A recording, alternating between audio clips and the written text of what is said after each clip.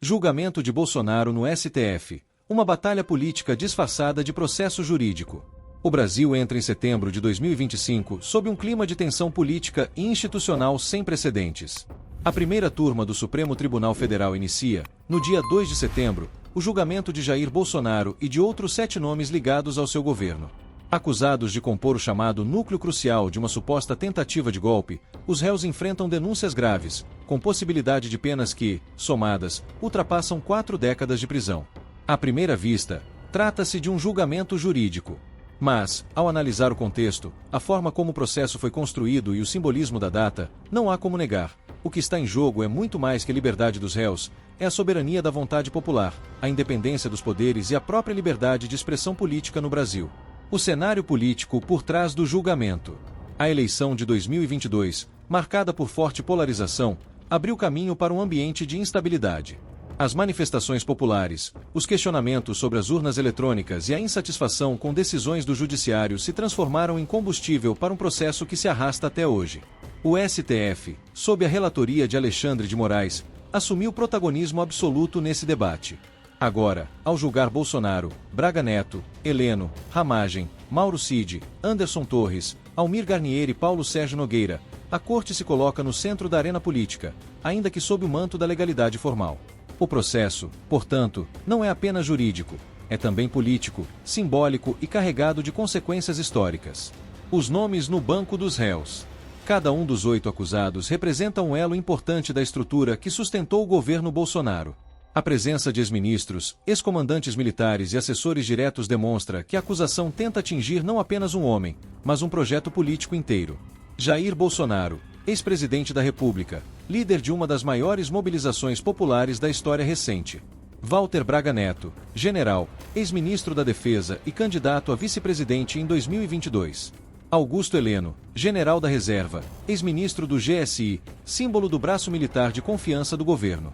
Alexandre Ramagem, ex-diretor da BIM, atual deputado federal, sempre visto como homem de confiança no campo da inteligência. Anderson Torres, ex-ministro da Justiça, ligado à segurança institucional. Mauro Cid, tenente-coronel, ex-ajudante de ordens de Bolsonaro, constantemente exposto pela mídia como peça-chave. Almir Garnier, almirante, ex-comandante da Marinha, representante da ala militar naval.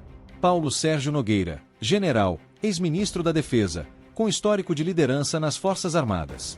A amplitude dos nomes julgados deixa claro que a intenção não é apenas responsabilizar pessoas, mas sinalizar ao campo conservador que qualquer resistência será punida. As acusações. A denúncia concentra-se em crimes como organização criminosa armada, tentativa de golpe de Estado, ato violento contra o Estado Democrático de Direito, dano qualificado e deterioração do patrimônio público. São acusações pesadas, com possibilidade de regime fechado e penas que, na soma, podem ultrapassar 40 anos de reclusão. No entanto, especialistas têm apontado que a argumentação da acusação depende mais de interpretações políticas do que de provas materiais concretas. A forma como o julgamento será conduzido. O julgamento seguirá um rito rígido. Leitura do relatório pelo ministro Alexandre de Moraes. Sustentação da acusação pelo Procurador-Geral da República. Defesa de cada réu, com tempo cronometrado. Discussão e votação pelos ministros. Foram previstas sessões extraordinárias de manhã e à tarde, entre os dias 2 e 12 de setembro, podendo ultrapassar 27 horas de julgamento. O cronograma demonstra a intenção de resolver o caso em tempo recorde, justamente em meio ao período mais simbólico do calendário nacional, a Semana da Pátria. O simbolismo do 7 de setembro. O julgamento acontece exatamente no contexto da independência do Brasil. Enquanto o povo celebra as ruas com cores verde e amarelo, o STF define o destino do maior líder conservador das últimas décadas. Não é coincidência. É um recado político direto, mostrar força e impor uma narrativa. Essa escolha de datas escâncara a batalha simbólica em curso. O mesmo período em que a população demonstra patriotismo é usado como palco para o julgamento daqueles que representam, para milhões de brasileiros, a resistência ao sistema. Consequências políticas possíveis. Se houver condenação, Bolsonaro e os demais podem enfrentar não apenas prisões severas, mas também a tentativa de destruição definitiva de sua imagem política. Isso teria impacto direto nas eleições de 2026 e na reorganização da direita no Brasil.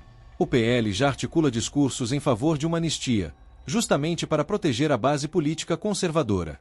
Essa movimentação no Congresso revela que o julgamento não está isolado no STF, é parte de uma engrenagem maior, que mexe com o Executivo e Legislativo. A ausência estratégica dos réus. Um detalhe relevante é que a presença dos acusados não é obrigatória. Isso abre espaço para estratégias distintas. Alguns podem comparecer para reforçar sua defesa pública, enquanto outros optarão pela ausência, evitando exposição ou constrangimento. O gesto, em ambos os casos, terá valor político, seja pela imagem de enfrentamento, seja pela postura de prudência. O papel do STF e a crítica ao ativismo judicial. O que se observa é o STF agindo como protagonista da política nacional, extrapolando os limites naturais da função judicial. O processo contra Bolsonaro e seus aliados é, para muitos, a consagração do ativismo judicial, uma corte que legisla, executa e julga, sem freios institucionais claros. Esse modelo coloca em risco o equilíbrio entre os três poderes. A Constituição foi construída para impedir a concentração absoluta, mas hoje se vê ministros do Supremo acumulando funções de investigação, acusação e julgamento. A batalha pela narrativa. No fim das contas, este julgamento é também uma batalha pela narrativa histórica. Se condenados, os réus serão rotulados como golpistas. Se absolvidos, o STF enfrentará desgaste e questionamentos quanto à sua legitimidade. De um lado, a imprensa tradicional ecoa as teses da acusação.